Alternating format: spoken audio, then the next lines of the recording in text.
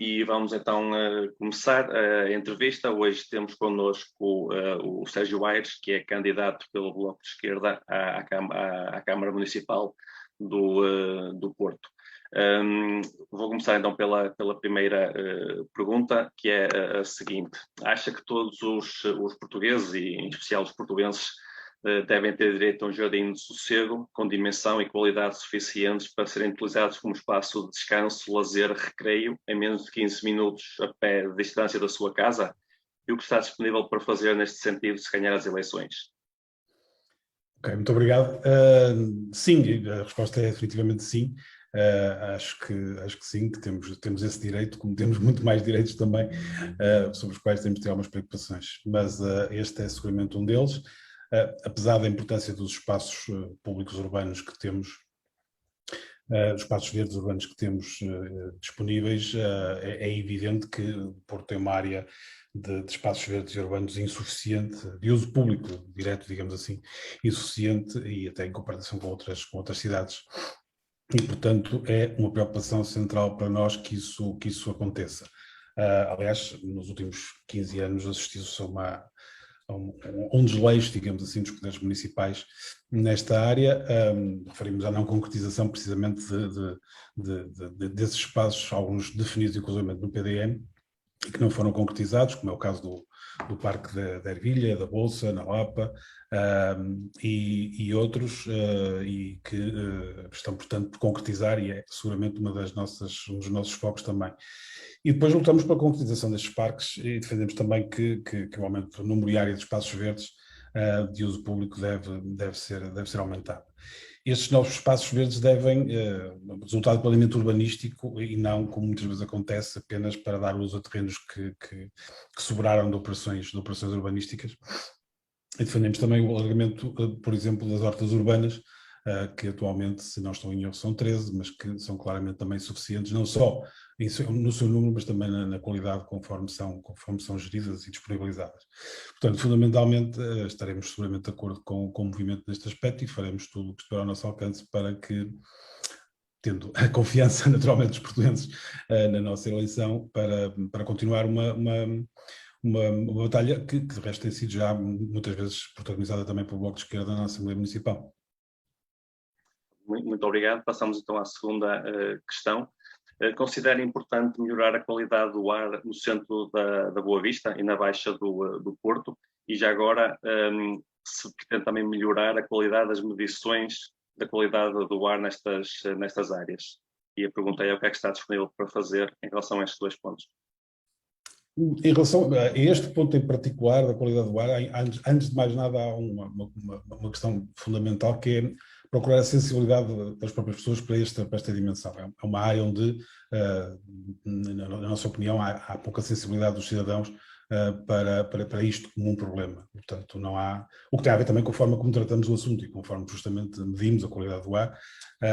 Portanto, a qualidade do ar tem de merecer a preocupação, de facto, dos decisores políticos, e responder também àquilo que são recomendações da Agência Europeia do Ambiente e outras entidades que têm manifestado preocupação com a forma como é medida a qualidade do ar na cidade do Porto, que é claramente insuficiente, e para, naturalmente, a correlação que está já cientificamente comprovada entre a qualidade do ar e a saúde das pessoas, inclusive a sua qualidade de vida cotidiana. Portanto, os indicadores que existem disponíveis demonstram-nos que o Porto tem uma qualidade do ar que não é seguramente aquela que desejamos, e, portanto, é também uma das prioridades para o Bloco de Esquerda nesta candidatura, falar deste assunto e, sobretudo, insistir na ideia de que se trata de um assunto importante e não apenas uma qualquer partícula, digamos assim, em termos políticos, das decisões que têm que ser tomadas. Portanto, são duas áreas. Uma, trabalhar a sensibilidade das pessoas para este domínio, e aí é fazer visível, dar visibilidade aos estudos que existem sobre o assunto e à preocupação que temos. E, por outro lado, ter também uma preocupação com a qualidade dos instrumentos que existem para medir a qualidade do ar no Porto, não só nas zonas a que se referem, mas na cidade toda, na verdade, e que é insuficiente, embora possa, conforme nos é muitas vezes dito, corresponder àquilo que a legislação obriga. mas seguramente não está a dar-nos indicadores suficientes e com qualidade suficiente para tomar medidas. Nesse aspecto, provavelmente serão propostas do Bloco de Esquerda também, nestas eleições, a ideia de elaborar uma carta de zonamento climático local no município, criar uma rede de monitorização que não existe à escala municipal, instalar painéis informativos sobre o conforto bioclimático, portanto, na ótica da sensibilização também das pessoas sobre a qualidade do ar, e, de alguma maneira, incentivar também a participação, a criação de redes de participação pública em várias zonas da cidade nestes processos. Mas é que me digo, acima de tudo, sobre este assunto, se calhar não é só no Porto, será um pouco até a nível nacional, é muito importante sensibilizar as pessoas para a importância da qualidade do ar. Obrigado. Agora passamos para a terceira pergunta, que tem a ver com o património histórico da cidade.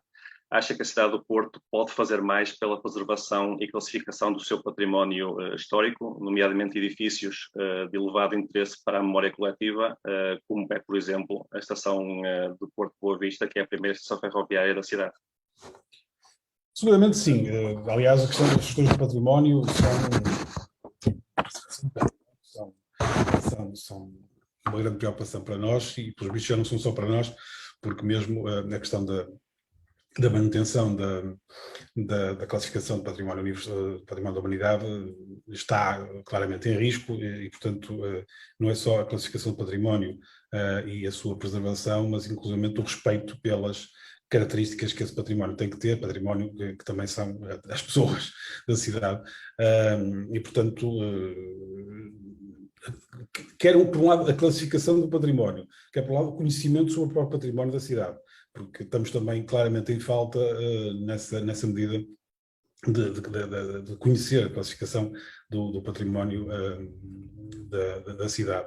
Portanto, sim, claramente à primeira pergunta ou sugestão, e não apenas esse, mas todo. O que nós sentimos é que há uma pouca valorização desta questão, para além da alienação que tem sido feita de algum património público da cidade para efeitos imobiliários e a venda de prédios municipais, que alguns deles tinham também interesse patrimonial histórico, e não só, o que por cima aliena a possibilidade também de utilização desses edifícios para a habitação que tanto faz falta à cidade.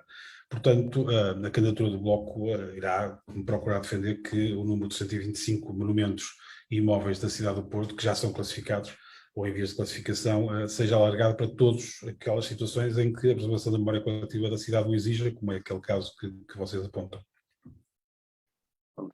Muito obrigado. Agora, passando agora para a questão mais comercial e económica, o que pensa sobre a proliferação de grandes superfícies comerciais, shoppings e não só, no centro da cidade, nomeadamente a sua implantação em terrenos não construídos, como é o caso dos terrenos ferroviários da estação da Boa Vista.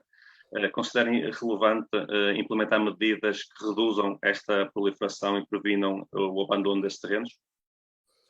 Seguramente. Antes de mais nada, pensamos que é óbvio que a cidade tem, inclusivamente, excesso de superfícies comerciais dessa natureza, que, antes de mais nada, e na dimensão económica, têm vindo a prejudicar aquilo que é o comércio local e, portanto, algo que era muito característico da cidade, a famosa cidade do comércio, e, portanto, do comércio local, das pequenas lojas, e, portanto, do comércio tradicional, mas não só, mesmo do comércio menos tradicional, digamos assim. Portanto, aliás, essa é uma das queixas e uma das preocupações enormes que já vem antes da pandemia, que naturalmente se agravou com a pandemia, relativamente aos comerciantes da cidade, e, portanto, as grandes superfícies tendem a ter não só uma competição muito feroz perante este tipo de comércio, também, por exemplo, nos horários de funcionamento e na forma como o município regulamenta os horários de funcionamento. Para além disso, a ocupação do espaço público por grandes superfícies é sempre feita contra a utilização desses mesmos espaços para outros efeitos que, como já dissemos na primeira questão que me colocou, devem ser disponibilizados para, por exemplo, a questão do uso fruto e da fruição de espaços verdes, aí não só. Portanto, a candidatura do Bloco nestas eleições, e não só, tem feito isso também ao longo do mandato anterior e quase sempre, defende que a utilização que não tem sido feita de todos os instrumentos de intervenção do município para que a ocupação do solo e a transformação do solo urbano ocorra sob o comando do interesse público e não para a satisfação do ganho imobiliário, como aliás tem sido o caso numa parte substancial das situações. O PDM deveria ser um instrumento precisamente preferencial para fazer isso. Não nos encontramos satisfeitos com aquilo que aconteceu na definição deste PDM precisamente nessa área e, portanto, achamos que seguramente não é pela via de continuarmos a construir e a permitir a construção, alienando ainda por cima património ao território importante para outras dimensões da cidade, não deve continuar.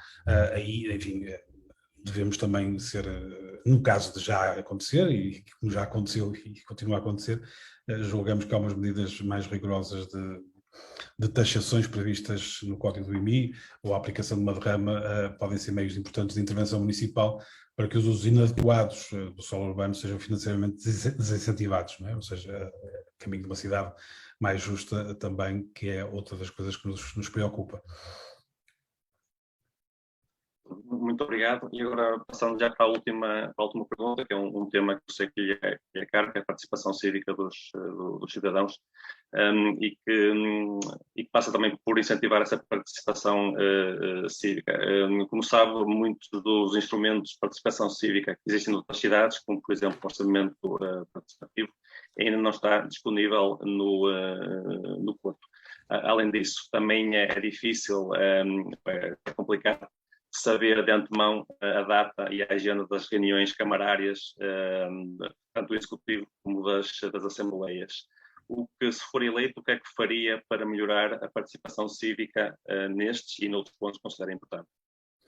Sim, claro, todos os pontos são importantes, mas este relaciona-se com uma coisa que está acima de todas, que é a democracia e, portanto, a capacidade que temos de cumprir aquilo que são os requisitos, eu diria mínimos, em alguns casos, de participação cidadã na governação da cidade. E, portanto, o que temos assistido nos últimos anos é precisamente uma alienação dessa participação cívica, a uma desvalorização, antes de mais nada, da participação cívica na ideia de que, enfim, o Executivo Municipal tem poderes absolutos para decidir quase tudo e portanto, mesmo quando há um envolvimento da sociedade civil, seja através de participação em projetos, de intervenção nas diferentes áreas, tudo isso é pré-decidido, é pré-determinado e é controlado na sua própria execução pelo Executivo Municipal, de uma forma que não nos agrada e que ainda por cima tem um efeito de desmotivação da participação cidadã.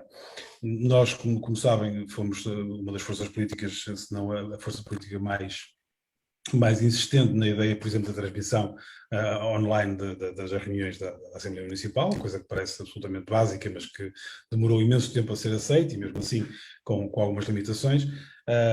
Não é que isso resolva todos os problemas, porque essa participação é apenas muito passiva, naturalmente, mas sim, como diz, enfim, a forma como está organizado o regimento da própria autarquia não é de todo favorecedor de uma participação cidadã, seja pelos horários, seja pela forma como as pessoas podem inscrever para participar, e depois como é que é tratada essa participação, porque ainda temos um segundo nível, que é uma coisa é ouvir as pessoas, outra coisa é fazer alguma coisa com aquilo que ouvimos, não é? E isso talvez o que me preocupa mais é que, de facto, mesmo quando há movimentos, como é o caso do vosso e de outros, que têm uma ação coletiva e que fazem um esforço de participação muito louvável e saudável, não conseguem ter nenhum impacto.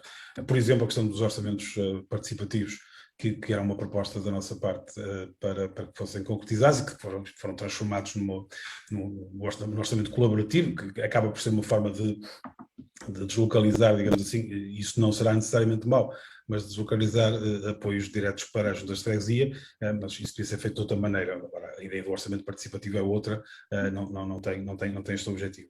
Portanto, por outra proposta que fizemos e que nos parece absolutamente básica, aliás, vista à distância, é quase inacreditável como é que uma coisa destas não foi aprovada na Assembleia Municipal. Propusemos que houvesse uma sessão pública anual sobre o estado da cidade, aberta à participação, de toda a população, e isto não foi aceito pelas outras forças políticas na atualização do regimento da Assembleia Municipal. Portanto, sim, estamos muito preocupados com a questão da participação, até porque o outro lado da não participação é o alheamento, é a anomia, é a não capacidade de mudar aquilo que é preciso ser mudado, e também o descrédito que acaba por gerar nos cidadãos em relação à política e aos políticos, o que é extraordinariamente perigoso, como sabemos, particularmente nos momentos que vivemos. Sérgio, muito obrigado pelo seu tempo, foi um prazer e esperamos agora pela campanha e pelo resultado das eleições. Ok, Pronto. muito obrigado. Um abraço.